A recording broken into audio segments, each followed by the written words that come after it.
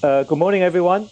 Good morning, everyone. Welcome to the Czech and Taiwan Business Day event. I'm John Wang, co-founder and senior editor of Business Next Media from Taiwan, and the moderator of this session, which is titled Taiwan, the Heaven for Startups. In the next 1.5 hours, I will introduce the business environment and potential opportunities of Taiwan, together with our four speakers.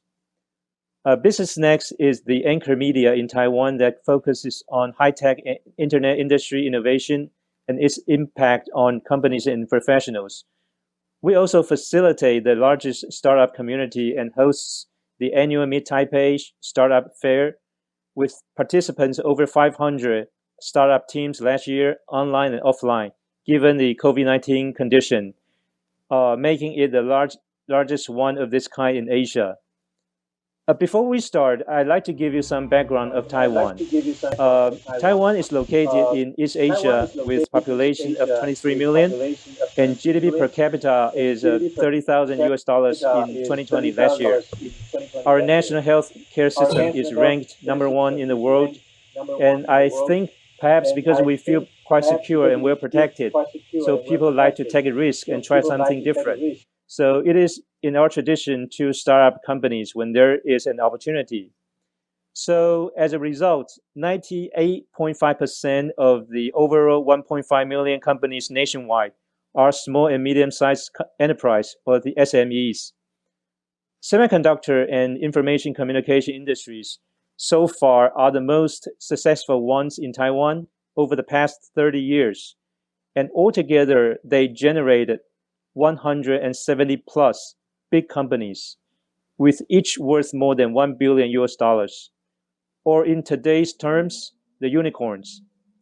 Let me give you some examples. For like TSMC, the largest chip foundry company in the world, MediaTek, the global top 3 chip design company, Foxconn, the largest contract manufacturer of iPhones, also Quanta, the largest notebook computer manufacturer in the world, and the list can goes on and on. With these achievements so far, Taiwan positioned itself as the Silicon Valley of Asia that turns ideas, money, and talents into great products and companies. And yes, we do have very good connections with Silicon Valley as well in California in terms of product development, investment, and risk-taking culture. Today, Taiwan is still incubating startups in the electronics industries, and on top of that, also expands into diversified areas such as AI, big data, e-commerce, medical and healthcare, tech, and digital transformation solutions as well. Next, we will have 4 speeches to further explore the Taiwan startup environment for the audience in Czech, including how to apply for the working visa, how to leverage local incubator accelerated resource, how to approach the local angel and VC investors, and most important of all, how to go through all these through a foreigner's first-hand experience. So without further ado, let me introduce our first speaker, Jonathan Liao, project director of the Taiwan Employment Gold Card Office, which was established in October 2020 by the National Development Council to serve as a single point of contact for the recruitment and assistance of foreign professionals working in Taiwan. Let's welcome Jonathan Liao. Jonathan? Thank you, John. Hi, thank you. Hi, everyone. My name is Jonathan Liao, and I'm the project director of the Taiwan Employment Gold Card Office. Today, I'll be giving an introduction to the Employment Gold Card program, which is effectively a work and resident visa that allows you to come to Taiwan. First, I have a short video that I would like to play. If the team could help play the video for me, thank you.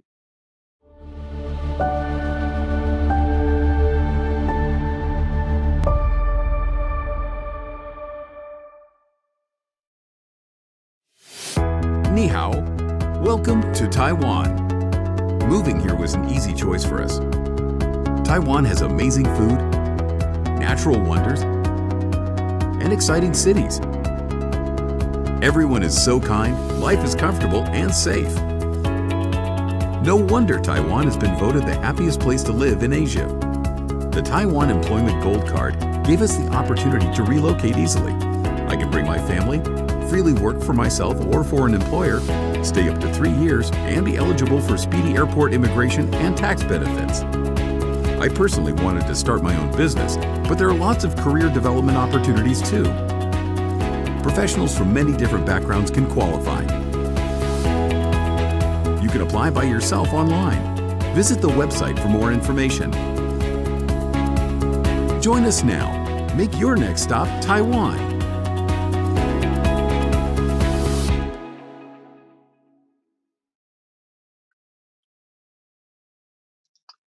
So what is the Taiwan Gold Card?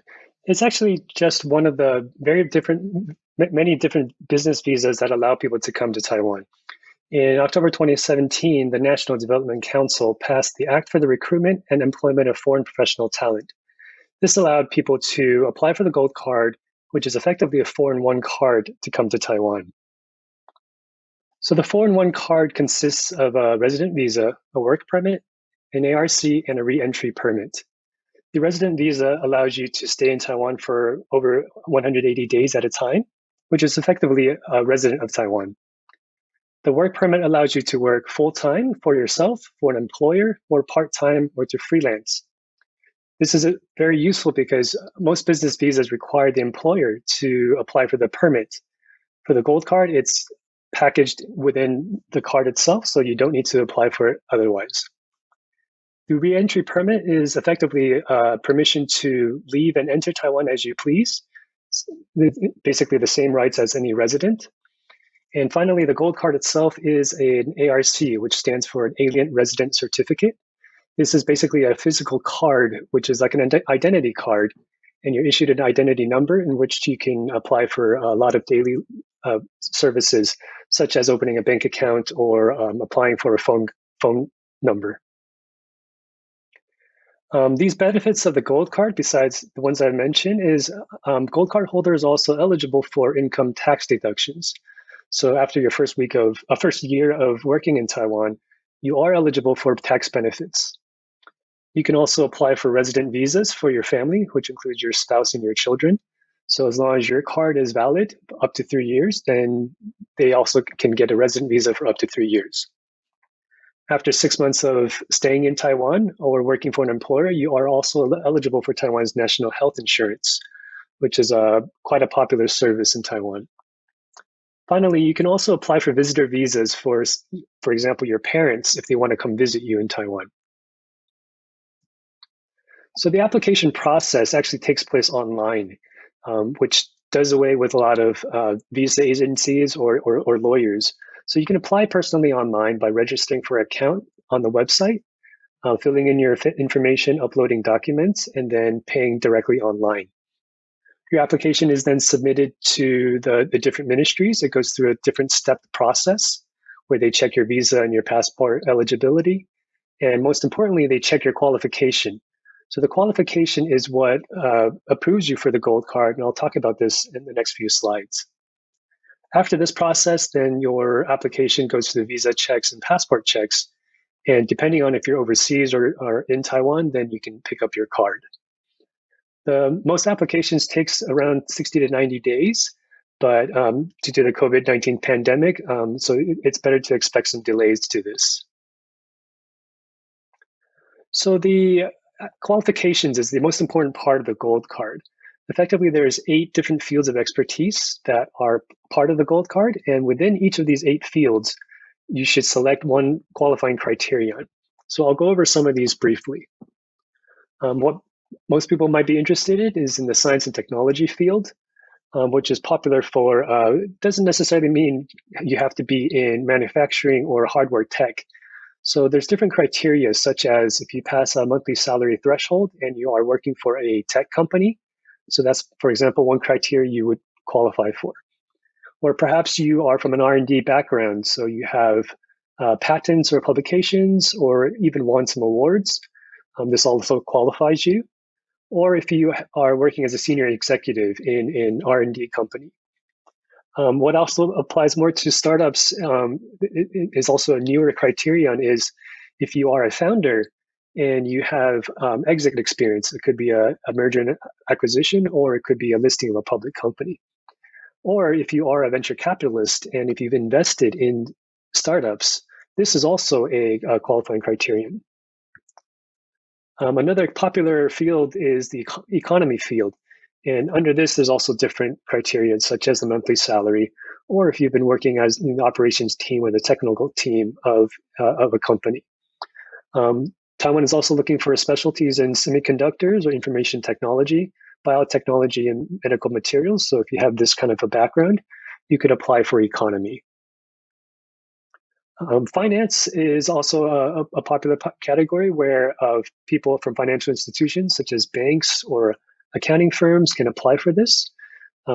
It could be you have a monthly salary threshold, or you have certificates qualifying you to be a CPA, or if you held financial positions in key industries such as fintech, e-commerce, digital economy. Education is more for professors and teaching positions. So if you've had a doctorate degree from one of the top universities or teaching experience, the universities are ranked according to the QS or Times Higher Education World University Rankings. Culture and arts is also a popular field where there's different areas within the culture of arts. So if you have substantial professional experience in performing arts, visual arts, or publishing, or film broadcast and pop music, you can apply for this. There's also different criteria for cultural administration and handicraft. The final three are probably not as, is more rare, but if you are an athlete or if you've been on a national team, then you can apply for sports. If you have worked in Taiwan or you are able to work in Taiwan as an attorney, you can also apply for law. And finally, architecture. If you are a licensed architect or have building construction experience, you can also apply under architecture. So just a brief overview of who we are as the Taiwan Employment Gold Card Office. We've been set up by the NDC to help with all the Gold Card community. There's over 2,700 Gold Card holders, and the purpose is to help with the recruitment and assistance of these foreign professionals working in Taiwan. So it could be from daily life stuff or just to application stuff. So our 5 main objectives are to provide a help desk. So we're the single point of contact for all Gold Card information and assistance. We have a website, which is kept up to date with all the program information. And we do the recruitment as well as the marketing and promotion. Finally, we also do a lot of community events. So as part of the help desk, we have an email and a phone number. And we talk people through the application process. We can help monitor the process, the status of their application. And we provide general information about moving to Taiwan. On the website, which is located at goldcard.nat.gov.tw, besides the program and application information, we also have a Q&A. We provide news and resources, which includes job opportunities and information about Taiwan.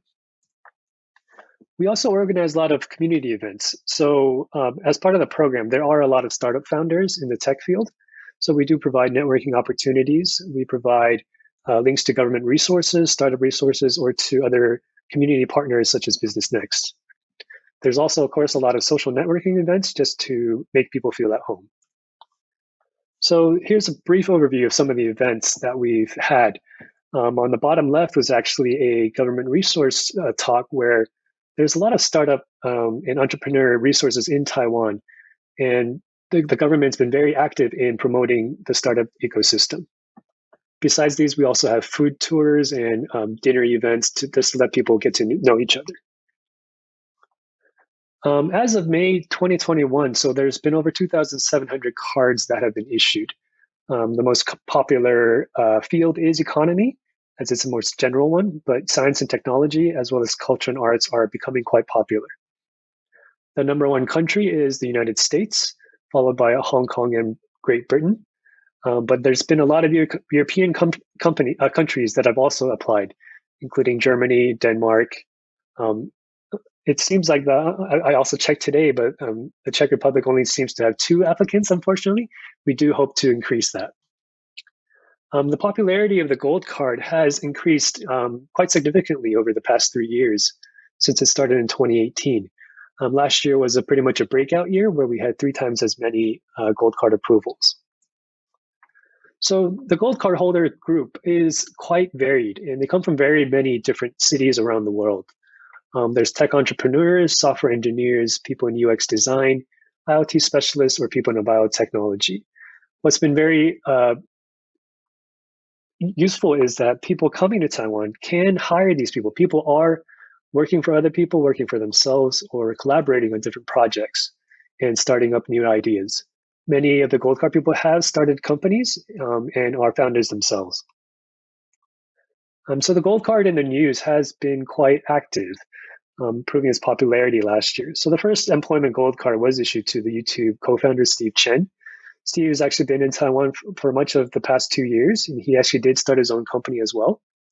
More recently, a Hong Kong actor was issued a Gold Card. And last year, we also passed the 2,000 marks, and we had an anniversary event where Welly and Paul, two cultural and arts Gold Card holders, performed some Broadway hits as they were both previously Broadway singers.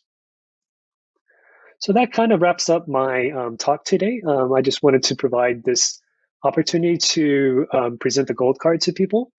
The Gold Card is, very convenient and very friendly towards entrepreneurs. It provides a lot of flexibility, and we also are helping a lot of the people that do get the card and come to Taiwan how to register their businesses or to provide more network resources. So I do hope to hear from you soon. Thank you. Okay, so I think this is my part now. All right, so let me share my screen first. Okay, good morning and good afternoon, everyone. It's my pleasure to introduce you the Startup Global Program and also to join this event with you. And my name is Phoebe Tsai. I'm the project manager of Garage Plus from Epoch Foundation. And before I dive into the program details, I would like to introduce you about Epoch Foundation, which is a 30-year-old nonprofit organization, owns the Garage Plus Incubator, and this is also where the resources for the startups come from. And Epoch Foundation is founded in 1991 and supported by leading Taiwan corporations. So as you can see from the PowerPoint slides, for example, TSMC, Quanta Computer, Wistron, and also some financial holdings, Fubon Financial Holdings, Cathay Financial Holdings are all our member companies. And also in our community, we also have some international startups and also investors here to support the startups. And also because of the deep connections with the industries, which brings a lot of business opportunities for the Startup Global program. So, and we started this program from 2015. And apparently you can see from the slides that the goal of the program is that we are supporting the startup to discover partners, investors, and markets by inviting the startups to come to Taipei to grow their business. And here is more to introduce you more about Garage Plus. So Garage Plus is a zero equity incubator on the Epoch Foundation and to back up innovation-driven startups. And just like the list that I provided previously from our member company, we are supported by global supply chain corporations. And here's a quick snapshot about the startups in Garage Plus. So we have a lot of startups in big data computing area, and also some of the startups are from the Internet of Things and smart device. And also some of the startups are from the digital health or medical devices area. And in Garage Plus, so far we have been supporting more than 300 startups, and more than half of the startups are from the Startup Global program, which means they are from the international startups. They are not local startups. So in the program, actually, we will have 2 cohorts every year. And one is in the summertime, and the other one is in the wintertime. So for the coming batch of the Startup Global program, which will be in this October, And this is what we offer to the startups that we invite to Taiwan. So we will have an event to attend an exhibition, or we will have an open house event for the startups to get in touch with the community.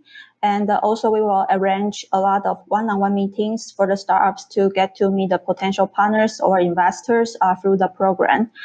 And besides that, we will provide a startup flight ticket subsidy, one startup for 2 people to have this subsidy. And also 2 people for the 14-day accommodation to stay in Taipei to discover the potential business opportunity. And after the program, we actually help the startup to apply for the entrepreneur visa if the startups wish to, because we are one of the government recognized incubator who can help to apply for this.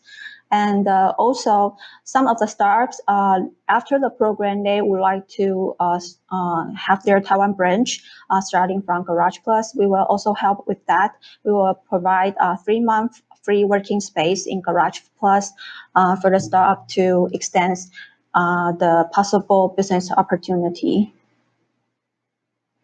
And for the 14-day program, here is what we are planning to do in this coming October.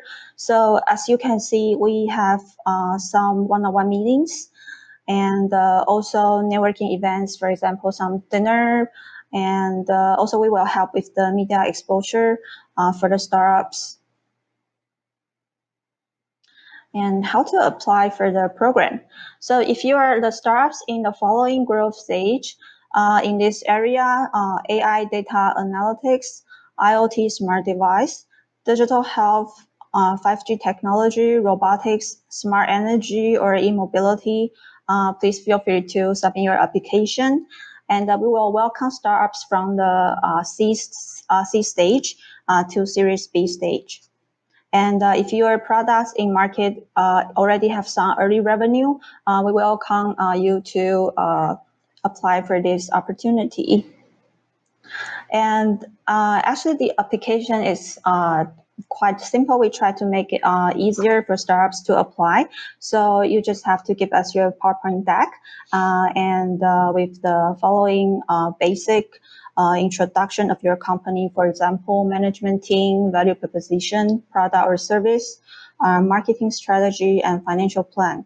And also, we would like to know what kind of resources you are looking for in Taiwan or in Asia.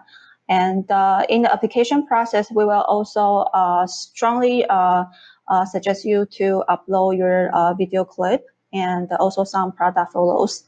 And the deadline of this coming batch will be on July 13th. So please go online to apply for this. And after July 14th, we will make the announcement for you to know who we are going to invite to Taipei on August 26th. And we will conduct the business trip from October 13 to 27. So because the program is started in 2015, so we've actually invited 183 startups join this program, come to Taiwan. And actually 1/3 of the startups, they can obtain business partners, deals, or investors through the program. To share with you some of the successful case, this one is QNext, which is a startup from Canada. We invited them to come to Taipei to join the Competencies in 2016, and they actually obtained 7.2 million order on site in the exhibitions, which is very, very impressive to us. And after the event and the program, they afterwards they got 1 million investment from Taiwan as well. And another case to share with you is Sorama, which is a startup from the Netherlands. After the program, they got over 10 customers and more than 50 leads in Taiwan. And they're still expanding their market in Japan, China, and Taiwan. And we are still having very good contact with them to support them to see if they need any resources from Garage Plus. And here is Stephanie from Poland. And here is some very kind words, recommendation from the CEO about the program. So if you would like to see more successful cases, you can go go to our website to see more details. And here's a photo to share with you. This is the 2018 Computex exhibition. And also this is from last October. We have our own exhibition, and we have invited 40 startups to come and to see the investors or potential partners in our event. And for this coming October batch, we have more benefits for the startups from e-mobility sector, because we co-host the 2035 e-mobility global demo day with Taitra, and Taitra is the organizer of Computex, and which is the foremost nonprofit trade promoting organization, and they host more than 40 international trade shows every year and engage with 80,000 international buyers. So if you are startups from the following category, you will get more benefits from this batch. So besides the flight ticket subsidy, meetings, and accommodation that we will provide in the program, startups will also get the pitch opportunity and also to have demo exhibition in e-mobility Taiwan 2035. All right, so I think this is the most of the program from my side. And thank you for your listening. And feel free to let me know if you have any question. Thank you, Phoebe, for your sharing. And let's welcome our third speaker, Hsieh. He's the investment associate of the Health Ventures and accelerators and venture funds that focus on health tech and med tech. Both are growing fast and drawing a lot of attention in Taiwan. So let's welcome Ethan. Okay. So about B Health Ventures and what we are. B Health Venture is we provide both financial and non-financial resources for startups to thrive. In our accelerator arm, we have this B Accelerator as our venture partner, venture builders. And as an accelerator, we provide the startups with access to essential resources such as hospitals and healthcare systems. And the other arms, BE Health Ventures, our fund. We invest financially in our accelerator portfolio companies and also look for great potentials and potential candidates making impact for the next 10 years and beyond. And our accelerator program launched since 2018, and the fifth batch is almost completed in this coming month. And more than 73 startups have been accelerated during our accelerator program. And our mission is quite crystal clear, and we want to be the gateway to Asia for healthcare and medtech. And when we say medtech, it included with 3 dimensions we are looking for to see you coming in. The first of all is digital health. That includes telehealth, precise medicines, and next generation sequencing. And also artificial intelligence, which is quite well known already. And those applications are medical imaging and drug discovery or health management. And last but not least is medical devices, such as surgical instruments or minimal invasive surgical devices. And speaking of this, we BE Health Venture based in Taipei. So it is quite a nice location, and to APEC country, it's an average of 3 hours. You can fly to 6 major cities in Asia. Medical data, we have a nice quality and digitalized medical data, since we have a single payer for which is our national health insurance. So our medical data access is quite easy and quite high quality and digitalized to obtain. In technology-wise, we are already well known in the previous speakers they say about our semiconductor industry. So we have really strong strength in technology and R&D and manufacturing. And our talent we raise our talent in focusing having an innovation-driven economy and access to specific in engineering field, and it is relatively easy to set up. As the first speaker, and we have this gold card office helping you to come into Taiwan. And our IP protections is quite friendly, and business environment is friendly for all the startups from global. And speaking of welcoming the startups, you might face these are the two dimension wise the startups might be facing. One way is the generic service come from accelerator they provided, and the other hand is a venture builder. They provided a bespoke services, which means the customized services according to what you demanded, what you needed. But in the between, we are much more a sector-specific high-tech accelerator, which means we provide the generic services and bespoke services. And in previous slide, I mentioned about we are a VC and an accelerator, but there's a little bit difference in these two functions.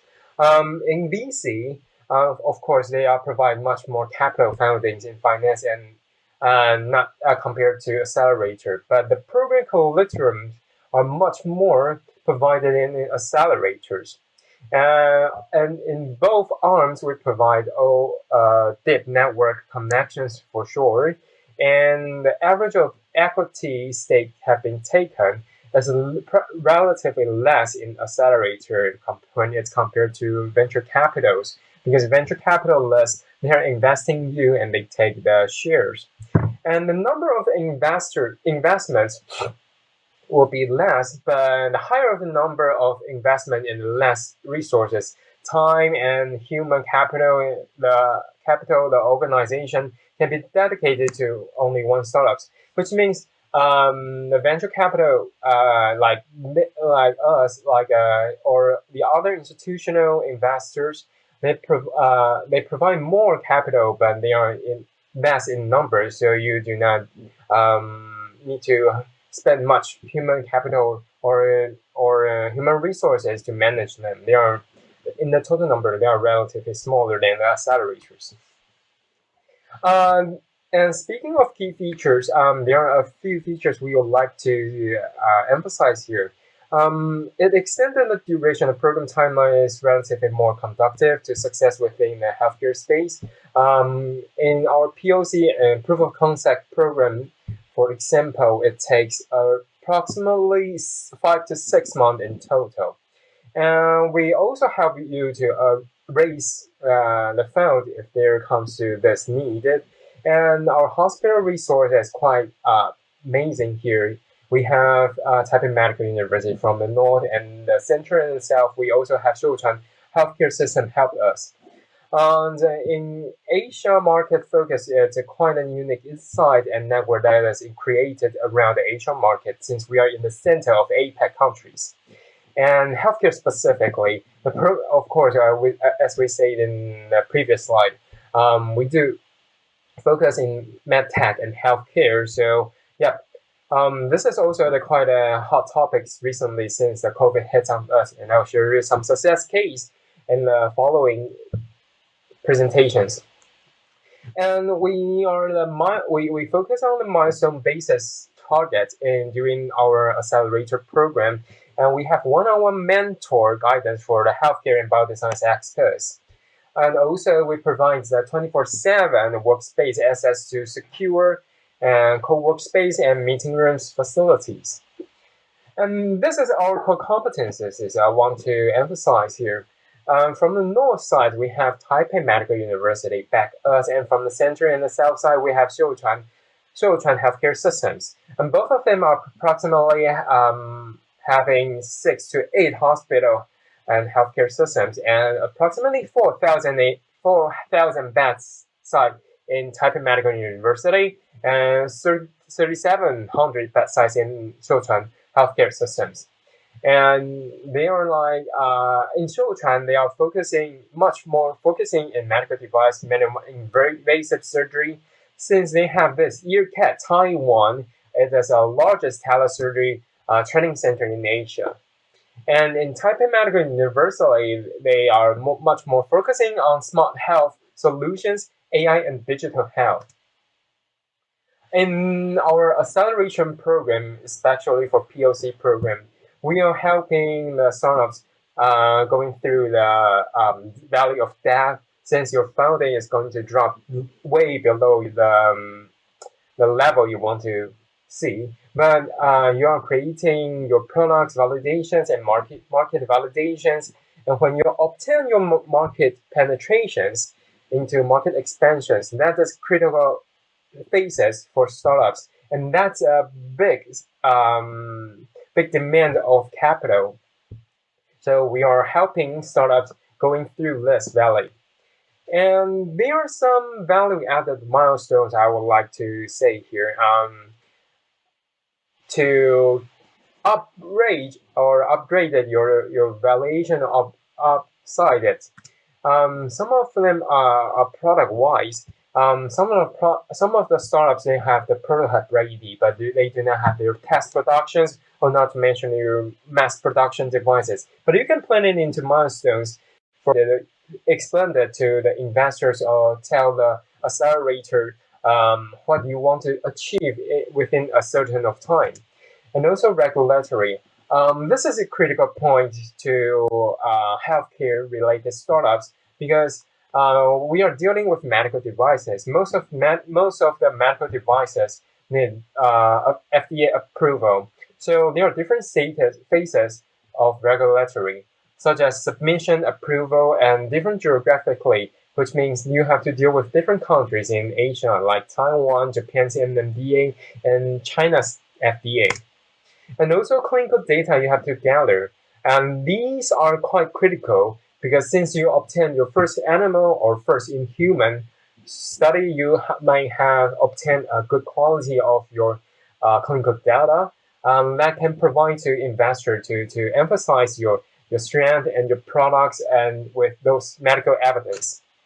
And IP key, for example, like free to operate report you can obtain here during the accelerator program, and which is a critical milestone, means that you already well known your target audience, and you will not be hit or be engaged with any IP issues. And management, of course, your CEO has to be hired, and your sales plan, your action plans, and your pilot launch and your product launch. Also, it's a critical milestones here in the way through the Death Valley.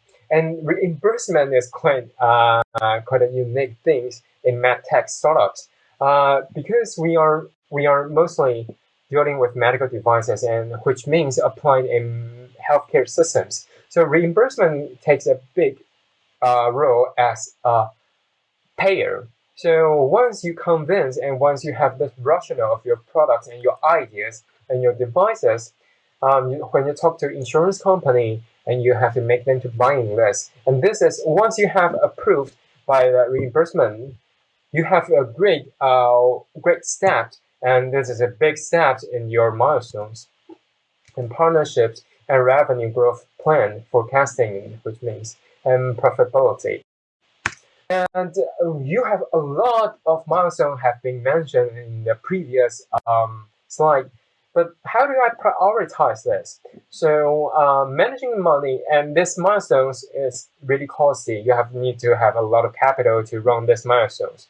So I organize in money wise of this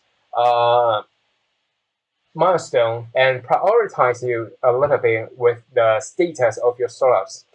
For example, for seeding financing, you approximately only have 1 to 2 million in capital, And you can do your product in prototype and have your animal study. Maybe non-GLP will be needed, and you may have a clinical, international clinical approval and IP. You might thinking about to apply and submit your US IP, or maybe you can have a professional. Not need to be worried to go into commercial in this phases, and you have to think about to hire a CEO and hire an entire R&D team.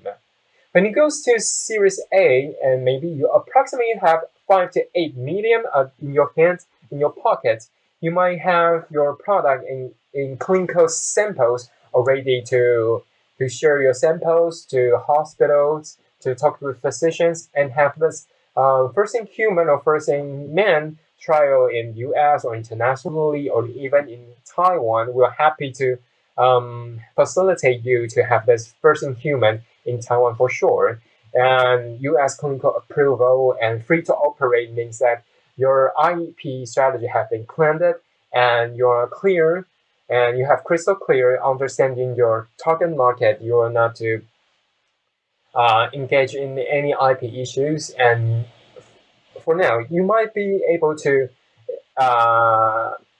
gather and start an international sales. You have a strategy and you have this product launch, and also in clinical, regulatory, and finance team. You might be able to put it into the team. And for Series B, maybe you have 10 to 20 million in your pocket now, and you can have much more things to do. So let's give you some idea of the prioritize of your startup, which stage and what kind of amount of money you have in your pocket and what kind of things you can do. And ideally, in the incubation phases, you have your prototypes ready and regulatory plans and initial teams. And in Series B, you maybe have your 510K approval and pilot sales, maybe the product launch. In Series B, there might be commercial sales, you have your revenue and you're trying to bloom it. And the second product may be launch and validation of opportunity. You have this more strategic partners abroad and in your target market, target nation or regions. But this is way too ideally. And realistically, you will see there's a bridge. Maybe there are no ability or for strategic and fundraisings, and the survival model have been going all the way down. In this stage between Series A and B, you might be a big gap, and the capital is almost running out. And it is okay for you to raise another bridge series in finance to survive you between A and B. And this is just telling you always keep in mind that it is okay to have a bridge series and to raise it and to help you to survive it. If this is rational and this route or this bridge or financing is needed to help you to survive. There are some cases I would like to share with you during the past 2 years. Heroic Faith just raised $4 million for COVID-19 unpredicted needed of remote patient monitoring. This is a really nice devices that stick onto your chest, and they can record your sound of your lung, and to monitoring if there's any whistle and any abnormalities, especially under this COVID-19 pandemic. And they just raised this and hit when the pandemic hits in China and in APEC area. The other cases is Deep01 closed their fundraising led by ASUS and received their first purchase orders of their AI-based medical devices in Taiwan. They did good. They obtained Taiwan FDA and US FDA, and this is an AI software that helps the physicians to automatically identify the intracerebral hemorrhage in after the CT scan. So that helps a lot and lower the burden, reduce a great burden of the practitioner physicians. The other case is iWeCare that extended 2.4 million Series A, pre-Series A financing to serve global demand for remote patient monitoring. iWeCare is a real-time body temperature monitoring device company, and that also fits the COVID-19 pandemic's demand for remote patient monitoring of technology and new care of delivery models.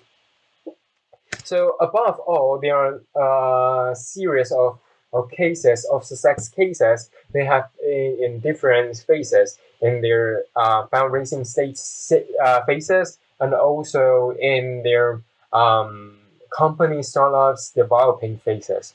And there are some points I would like to elaborate more in market entry. Taiwan is not always, it's definitely not the final destination for startups entering into our program. As we mentioned in the previous slide, our mission is to bring you to here as a gateway to Asia. So rather than their gateway to Asia in the market, as I mentioned earlier. So we have this partner in APEC countries. In the center of Taiwan, we have Taipei Medical University from the north side of Taiwan, and the center of south, we have Stroke transported us. We have this partner in Japan and also in Southeast Asia country, and also we have this venture builders and venture partners in China as well. This is all only Asia APEC countries. And we also have this channel to directly through to European countries, especially in France. We have partners in EarCat related physicians and some French hospitals. And also in the United States, we have friends in Boston. We have partners in Boston like Mass Challenge and in Stanford Biodesign program. So Taiwan as a demo site in minimally invasive surgery and clinical validation, the regulations here, we started here and we pushed you through, expanded to Asian market and further to the globe. So when you do the pitching in the future, you can have some, I listed up a few listing for anyone who wants to obtain and going to join a POC program in accelerator program or to talk to investors. Early stages investment are related directly to the management team, so the C-suite are quite critical.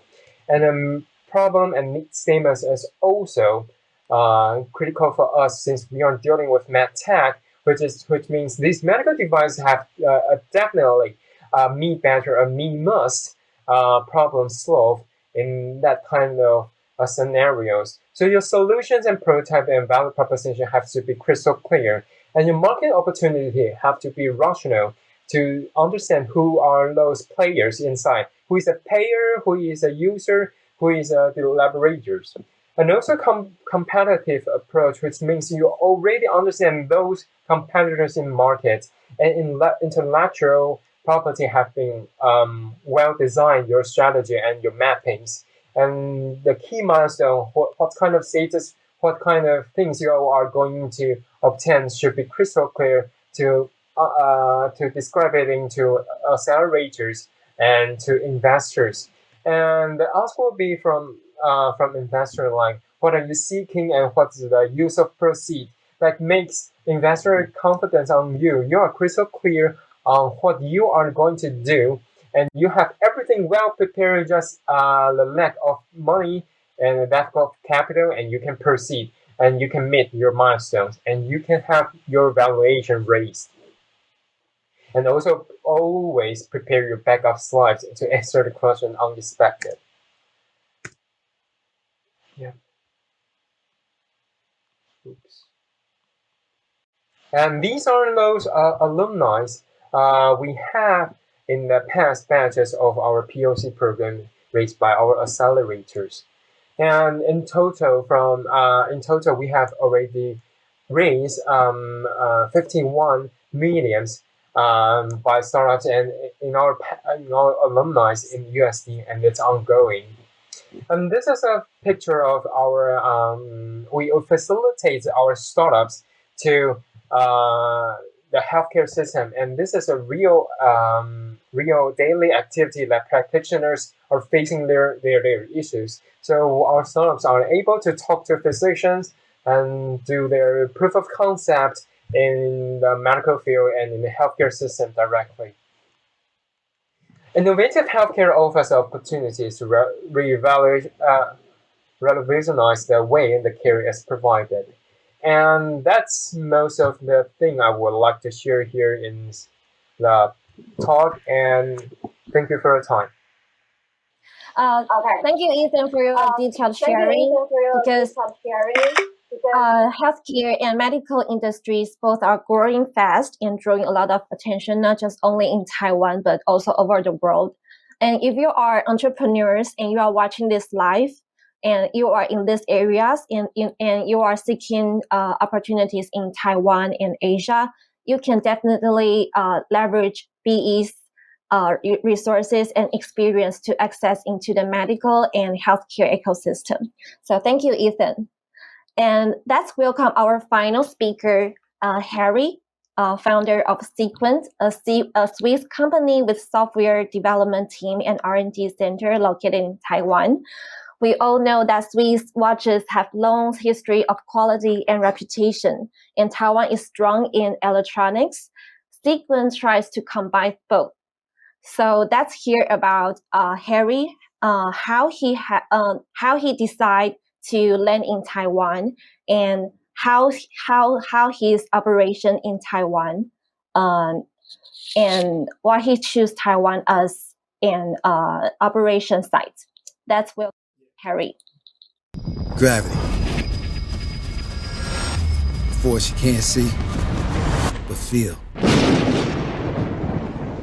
Natural forces are all around. Would you dare to resist? Meet Electron, the world's first and only smart self-charging watch. Made of lightweight titanium, transforms gravity force into electric energy with an infinite power reserve.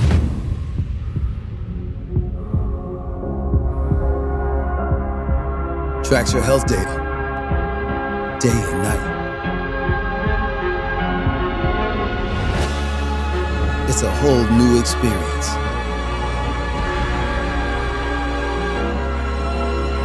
Be part of the smartwatch revolution.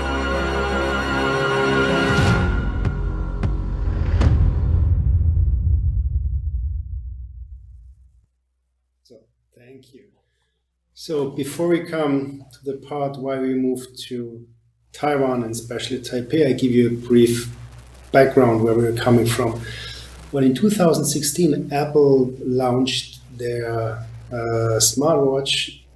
That was a revolution, and the Swiss were ignoring the fact that there's a new health function coming to the market, or a new function to watch, which is health functions. Apparently the Swiss watch industry, they stopped laughing after the year after, because Apple has surpassed all the leading companies in revenues like Rolex, Omega, Cartier, you name it. They were all below in the revenue ranking than Apple. So, and then we had an idea to see, okay, how can we combine a traditional watch and add the new function, health function, into that. And that has apparently to do with electronics. So what we did is we looked around in Switzerland who could do that, and there were literally no interest to team up with us, because in the Swiss watch industry, they are sitting in such a big comfort zone. They have no need in innovation in luxury. So we were looking around, and we were looking to the US, to Taipei, to Hong Kong, who could do us the electronics. We need to have our systems. Then we asked Compal and Foxconn. Yeah, they answered our email, our calls. However, they were a bit shocked by the fact we need so little quantities. So like 15,000 pieces, 10,000. And in electronics, it's literally nothing. Whereas in the Swiss watch industry, if you order 10, 15,000 parts, that's quite a big volume. So now we have here a big challenge, which is how we can bring the very traditional brick and mortar business together with the new smart technology. And then we found a small company in Taipei called Quanto, and they were able to help us. They were a young startup like we were. And that was kind of the starting point to think, well, Taipei or Taiwan has a lot of advantages that the other countries didn't have, or regions. At least it was a small company. So we teamed up with this small Taiwanese team, and now Edward, he's our co-founder, we consider him co-founder. And together we developed the electronics for our smart watches. The difficulty that what we have is that we have very low power consumption electronics, and in Taipei, well, in Taiwan, you have a very good infrastructure of companies that are specialized in electronics, and we have also found some very nice partners in the electronics where they also deliver us low quantity batches, so that's good.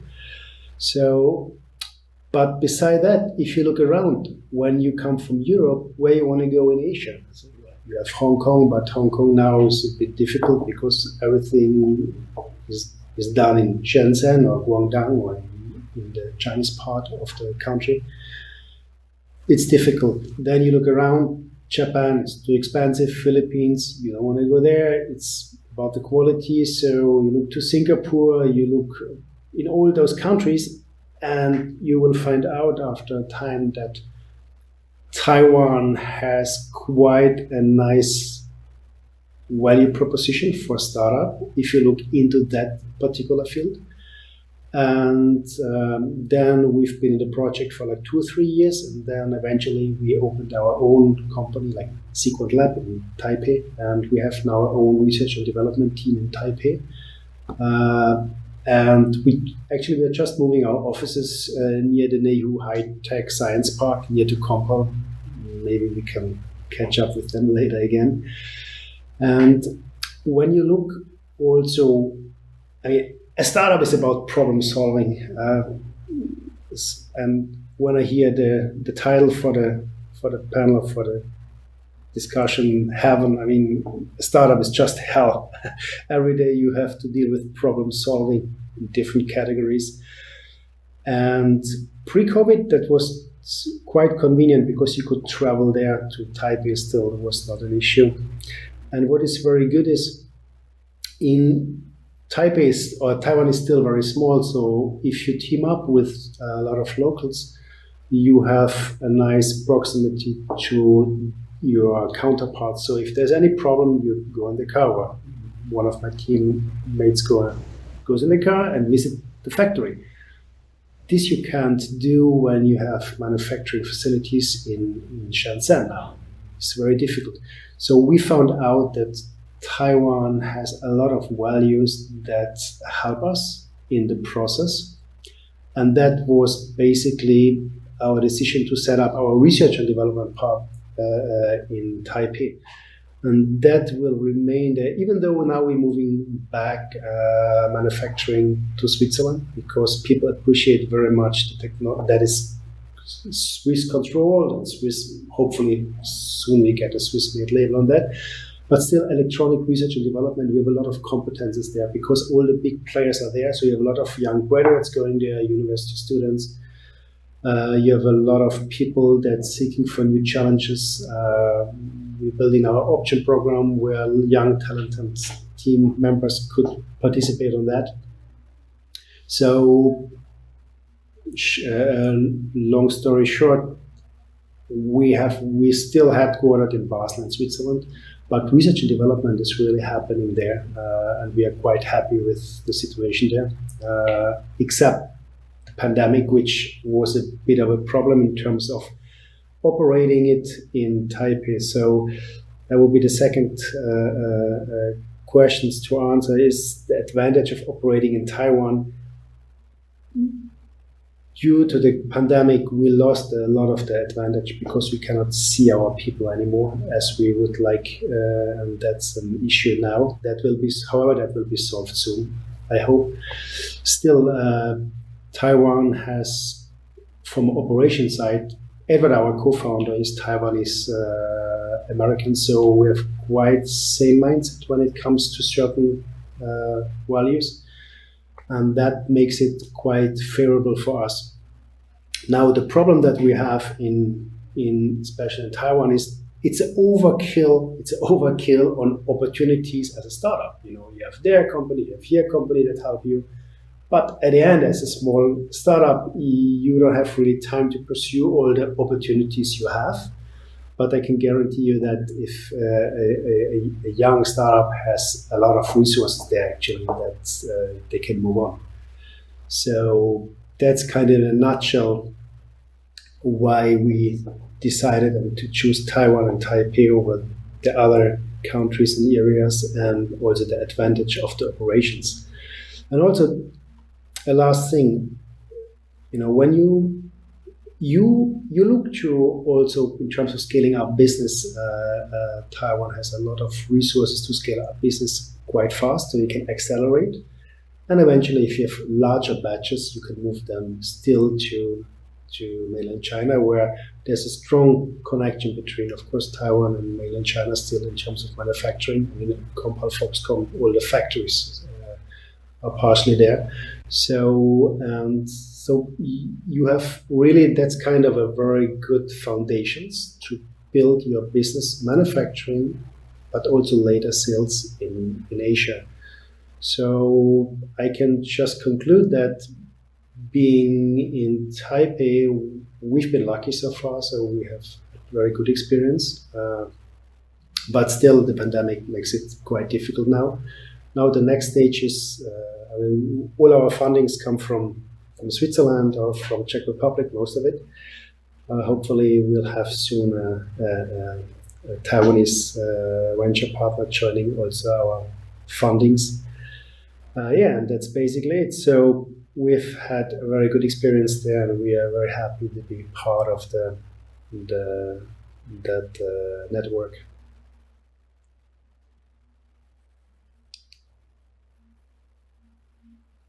Any questions? Yes, because we do have in Q&A session, and we have already collected some questions from the audience. And so, because Harry just finished your sharing of experience, I actually I have one question for you, and actually this is from the audience. Do you recommend any resources for startups? Because you are in the hardware areas, so do you recommend any resources for the hardware startups? Okay, hardware is, as the word says, very hard.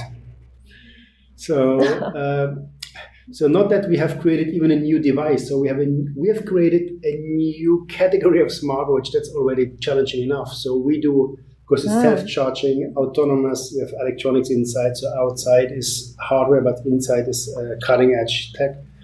So raising funds for hardware is difficult. For software, firmware, all these things, I wouldn't say it's more easy, but there is more funds that focus on that because the multiple on exit is just so much higher than in hardware. However, they are companies, they still invest in hardware. So far, we haven't found one yet because we are all private funded. So we have a lot of risk takers here in Czech Republic and in Switzerland. We take the risk. We believe in the project. We believe in it. And making watches is basically hardware as well. I must say that we had not enough time to look at all the resources because we are just so busy by all the daily challenges we have to solve. But getting funding for hardware remains always very difficult. Especially seed money, because basically, we have all funded ourselves. All the seed money come from our own pockets, from family and friends. So we have just closing the family and friends pre-Series A round, and so far we have raised over 3.5 million. We look for another 3 to 5 million in this round, but still family and friends. Thank God we have a wealthy friends and families. But if you go in hardware, you just need a very proper seed funding and you need a proper Series A funding. And the challenges that we have now is, even if you have proof of concept, you still need stock. And stock is capital intense, and you really need a strong funding partner for that part. So we haven't found one yet. Actually, we are talking now to two larger VCs, but they're not in Taipei. They are based in the US. But they see more the verticalization of our competence rather than hardware, because hardware is just a product. So our specialty is basically we do autonomous solution, where software and firmware is also part of it. So by the fact doing a smartwatch, we are also a software company because we still have software. So we get the funding more by the verticalization of the project than by the hardware itself. Okay. Oh, thank you, Harry, for your answering. I'd like to ask Phoebe the same question, because I know Garage Plus has worked with many big companies and manufacturers. So Yes. maybe you can share your insights and some resources sharing for the startups who are looking for resources in hardware areas. Yes. So actually, in Taiwan and also in our member company portfolio, we work with a lot of big corporations, and I think from their perspective, I think they are really good at mass produce things, and they know how to sell the things to all over the world. For example, almost all kinds of iPhone or Apple products are all produced by these all big companies. So I'll give you one example of one of our fellow startup join our program. And I remember the startup is from Canada, and they are producing a camera attached to the cell phone. But in the beginning, they don't know how to make it. So they joined the program, and they work with one of our member company. And after one of the meetings, I think the CTO of that company just draw a very quick sketch, and then it's the prototype of the product, because they know how to produce things. They know how to make the prototype in a very efficient way, and they know what products fit the market. So I think that's the probably you can say that is the advantage of the big companies because of their experience. So, from my point of view, that if the startup work with this kind of big companies, they are kind of like standing on the shoulder of the giants, because they know how to support you to produce your things, and also how to use your software and your technology to engage their own business. So that's one example from our member company. Okay, thank you, Phoebe, for sharing. So next questions I would like to ask Jonathan, because one audience is very curious about what is the status of Gold Card under the current COVID-19 status.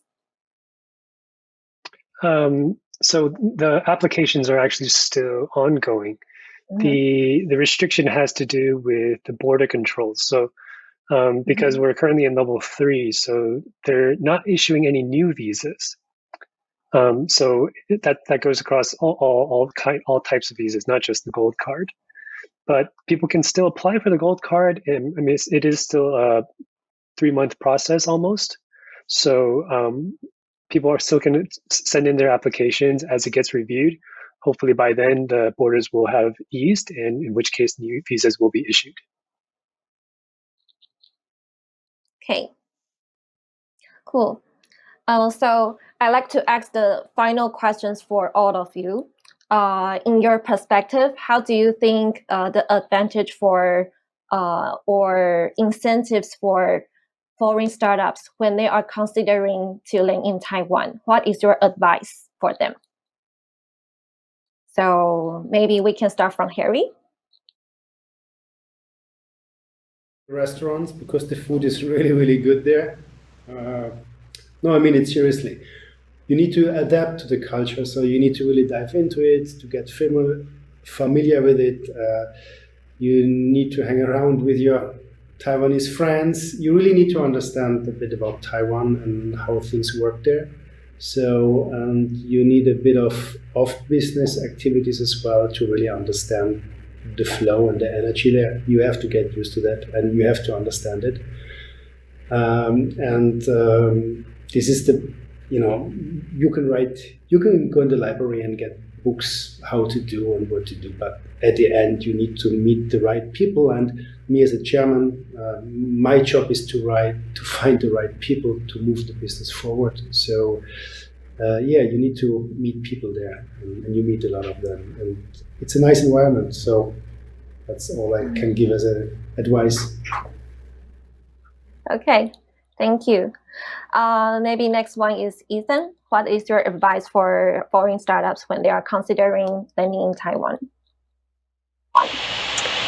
For MedTech, I will say you can pick a suitable accelerator program for you to do the first soft landing and find strategic partners, venture partners during all the way through down the way you with the accelerator programs, and also know more people as much as possible. And the last thing is you can join the Health Ventures Accelerator program. Yeah. Okay, good. How about Phoebe? My advice will be that to be open-minded to talk to anyone that gives you the advice, because from my experience that I see a lot of entrepreneurs, they come to Taiwan, they need to kind of to get used to the culture here. But I think Taiwan's business culture is quite westernized, so I think it's quite a very friendly place for startups to grow their business here. So just be open-minded to talk to the business people you meet and to get to know the market and to adjust your business or your product as soon as possible. Okay, Jonathan?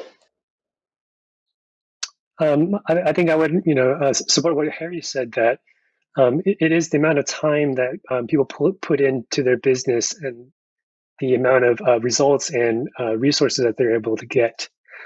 Taiwan is a very friendly place. It's the convenience and the friendliness of all the people here is often overlooked.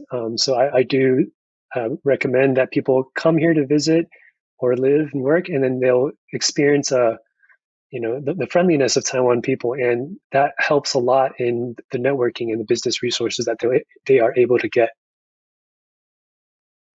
Okay. Thank you. I think it's about the. I think that's a wrap. The discussion of today is including almost the most significant resources and programs in Taiwan. So I really highly recommend all the resources and programs presented by all our speakers, including Garage Plus, B Capitals, B Health Ventures, and also the Gold Card office. So definitely you can check on their website and to check if they open their programs.